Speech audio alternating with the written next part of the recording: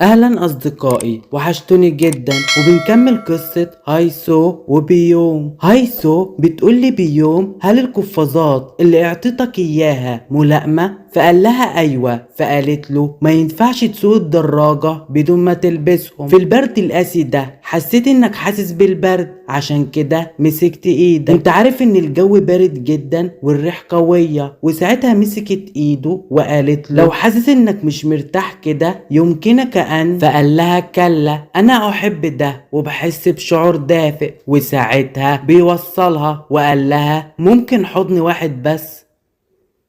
وساعتها حضنها. وقالت هايسو في بالها انه يمتلك حضنا ناعما جدا. وساعتها قالت له: اشوفك بكره. وقالت في بالها: ايه اللي بيحصل لك يا هايسو؟ انا ما كنتش كده قبل كده. وبنروح لوالد بيوم، والمساعد بيقول له: سيدي، لقد تاخر الحصول على معلومات حول السيد تيها، سوف اتواصل معه. وساعتها شاور له وقال له: خلاص، انا هتصرف بنفسي. وبنروح لبيوم والمساعد بتاعه، وبيقول: انا مش عارف ماله ده، سواء كان في مزاج جيد او مزاج سيء، غاضبا او مبتسما، ومن الصعب جدا ارضائه. هو ليه صحيح مش مشغل التدفئة؟ هو عايز ان يتجمد الى الموت. وساعتها قال له: انت عايز تصاب بالبرد؟ فقال له بيوم: ايوه، عايز اتصاب. وساعتها قال له: الم يكن كافي كل ذلك الضرب على وجهك العزيز اصبح مليء بالخدوش، ولكنك لازلت تحاول بجد.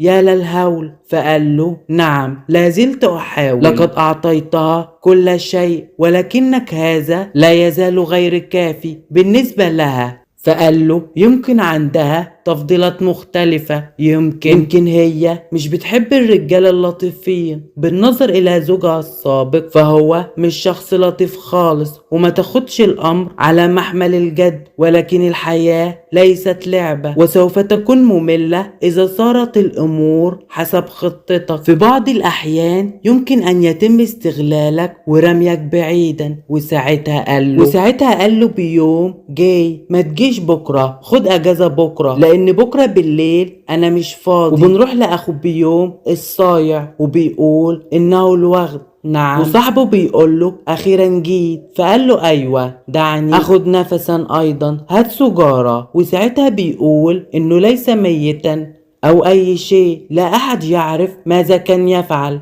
وساعتها قال له صاحبه: قصدك مين؟ فقال له: اخويا الصغير، الشخص الذي اعتدت عليه ضرب كل يوم، بشرة شاحبة، وجه جميل، هذا الشخص الصغير. وساعتها قال له اخو بيوم: شائدة، مؤخرة هذا الطفل بقت اطول منك دلوقتي. فقال له: بجد؟ مستحيل. فقال له: بتكلم بجد، لكن مستحيل يكون معاه فتاة، يمكن عشان انت بس مش عارف تدور على واحدة لانه من نوع مختلف عنك. يعني مثلا يمكن بيحب النساء الاكبر سنا. فقال له: انا بكره النساء الاكبر مني سنا. فقال له: ليه؟ فقال له: تلك النظرة في عيونهن وكأنهم بيحاولوا يعلموك حاجة. كوريا مملة قوي. فقال له: طب امشي منها. فقال له مضحك: لا، ما اقدرش، الرئيس على وشك اخذ القرار قريب، ولا يمكن بأي حال من الاحوال ان يسمح لابن غير شرعي بالحصول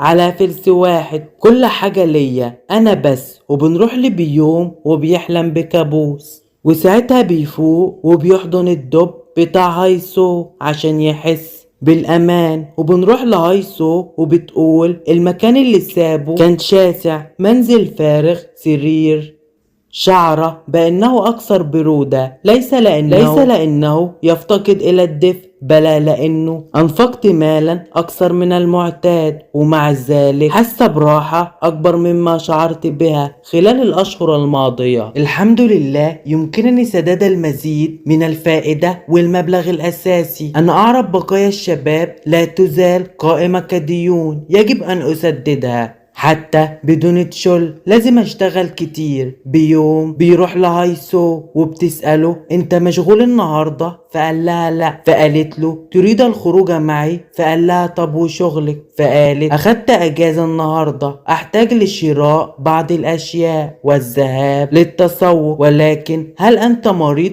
وجهك محمر، لو كنت تعبان لازم ترتاح فقط. فقال لها لا انا كويس. وساعتها مسكت ايده ومشيوا، وساعتها بيروحوا مكان وبيتصوروا سوا. وساعتها بتقول في بالها كم هو لطيف رؤيته مبتسما هكذا بهذا الشكل، يبدو حقا لطيف، انه رجل ناضج بكل تأكيد. وساعتها بيروحوا محل ملابس والحاجات بتبقى غالية جدا. وساعتها دخلت عليهم الموظفة وقالت اوه كم انتما زوجا لطيفان، هل تود شراء شيئا لحبيبتك أليس كذلك؟ انا بحسدكم على العلاقة. وساعتها بيشتروا لبس وبيكملوا مشي. وساعتها قالت له هايسو دقيقة هخش الحمام وجاية على طول انتظر. وفجأة بتيجي واحدة وبتقول اوه بيوم انت مش فاكرني؟ وساعتها هايسو بتستغرب. وساعتها بتروح له هايسو وبتقول له مين دي؟ فقال لها اوه دي شخص غريب. وقالت في بالها كنت متوقعة كل ده، لابد انه بيكون هناك كتير من الفتيات اللواتن بيظهرن اهتماما بالناس، اهتماما به الناس لديهم نفس الذوق تقريبا. سيكون من الغريب الا يشعر احد بالاعجاب اتجاهه. فجأة بدأت أشعر بالإعجاب اتجاهه، فجأة بدأت أشعر بالحزن. إنها ليست الحياة النابضة بالحياة. الأشخاص المرة بلا لطفه الذي جعلني أشعر بالشفقة، بلا لطفه الذي جعلني أشعر بالشفقة. وساعتها سألته هل هي معجبة بيك؟ وساعتها استغرب وقالت أسفة. وقالت في بالها أنا فضولية ليه؟ من الغريب أن نهتم بهذا الأمر بينما نحن ننام معا فقط. وساعتها قال لها بيوم قالت لي ان مستقبلي مليء بالمصائب، انني ولدت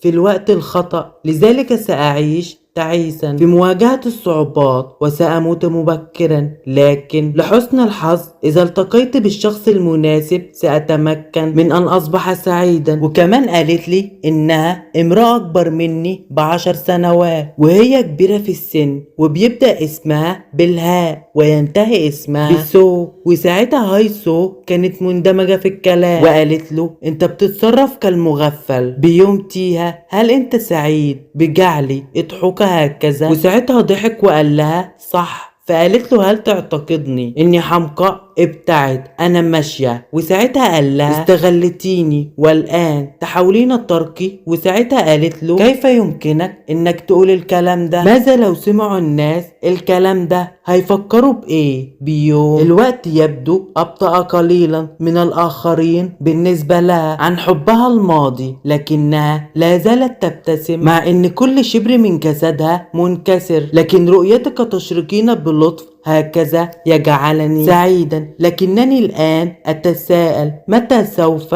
تشعرين؟ أنت التي كنت في البرد لفترة طويلة، في الواقع أنا لا أشعر بالاشمئزاز من كونك أكبر مني أو لأنك مطلقة أبدا. لهذا السبب خذي مني أي شيء تريدينه حتى أستنزف بالكامل، وأنا سأبادلك بدلا من ذلك بعنق طويل حتى أشعر بالإرهاق فقط لتدفئتك. وساعتها قالت له هايسو وبتقول بيوم هل يمكنك أن أسألك ما هو الشيء الآخر الذي كنت ترغب في القيام به ولم يكن لدينا الوقت للقيام به اليوم؟ فقال لها حاجات كتير. فقالت له حاجات كتير؟ طب قول لي اسمين على الأقل. فقال لها أريد أن نذهب معا للتسوق وطهي عشاء، وأنا أيضا أريد أن أعرف حظي في الحب من خلال بطاقات التاروت لأني ما عملتش ده قبل كده. فقالت له لكن مثل هذه الأشياء نادرا ما تتحقق، لقد كانت أوراق التاروت مخطئة تقريبا. فقال لها شكلك مجربة قبل كده. فقالت له نعم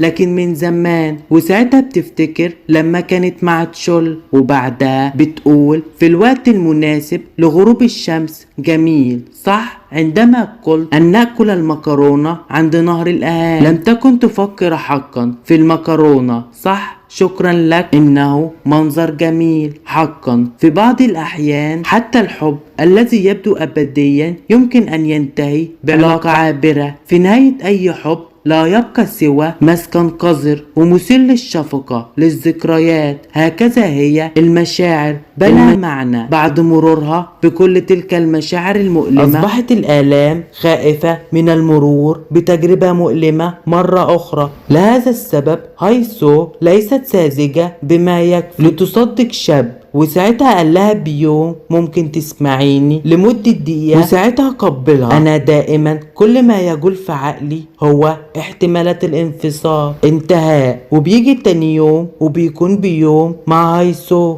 وبيكون فاضل ساعة على إغلاق السوبر ماركت، وبيكون هايسو بتشتري حاجات للفطار، وقالت له هناك في ناس كتير، دعنا نسرع. بيوم ألف باله قالت إننا فقط هننام سوا، والآن نحن نفعل هذا وكأننا عائلة. وبنروح لتشول وصديقته وبتقول له هوف لازم أغير عربيتي دي. فقال لها تشول هو بالسهولة دي ولا ايه؟ انت عارفة ان مرتبنا ضعيف. فقالت له ممكن اكسرها واخلي ابي يجيب لي واحدة جديدة، والدي لن يرفض اي حاجة انا محتاجاها. وساعتها بيقول في باله تشول إيري ألا يمكنك ان تعرف اذا كانت خالية من الهموم أم إنها طفولية فقط؟ ولكن هذا الاختلاف الكبير هو ما يجعلها مختلفة عن أشخاص مثلي، وفي الأساس هذا ما يجذبني إليها، القدرة على قول أشياء مثل هذه بكل راحة. كيانها واضح للعيان لأنها نشأت تحت حماية والديها الذي كان مستعدين لتزويدها بكل ما تحتاجه. بدت طفولتها غير عادية بالنسبة لي، ولكن في بعض الأحيان لم أستطيع التوقف عن التنفس بسبب هذا. وساعتها قالت له تعال نخرج في موعد. فقال لها أنا تعبان مش قادر، خليها في يوم أجازة. فقالت له أنت متعب دايما في اللحظات زي دي، بتظهر كرجل عجوز. وساعتها سألته هل تريد إنجاب طفل؟ أنا أقترح عليك أن نتزوج، لقد كنت أفكر في هذا الأمر بجدية لفترة طويلة. فقال لها من المبكر جدا أن نتحدث عن الزواج. فقالت له أنا في 26 من عمري، أنا مش صغيرة خالص. وساعتها عشان يغير الموضوع قبلها وقال لها أنا لا أعتبرك طفلة، هيا إيري لا تصنعي هذا الوجه. فقالت له انت تغادر دائما بهذه الطريقة من المحادثة. وساعتها قال في باله تبا لقد بدأت بالفعل أشعر بالملل من هذا. وبنروح لهايسو وبيوم وبيكون بيوصلها وقال لها تمام أنا ماشي. وساعتها هايسو قالت له انت مش ناسي حاجة؟ فقال لها مش فاهم. فقالت له براحتك لو عاوز تمشي. فقال لها مش قصدي لكن ماشي. وساعتها بيحصل اللي بيحصل. وبكده يكون انتهى الفصل. ولو عجبك الفيديو ما تنساش تعمل لايك وتشترك في القناة وتفعل زر الجرس عشان يوصلك كل جديد. سلام.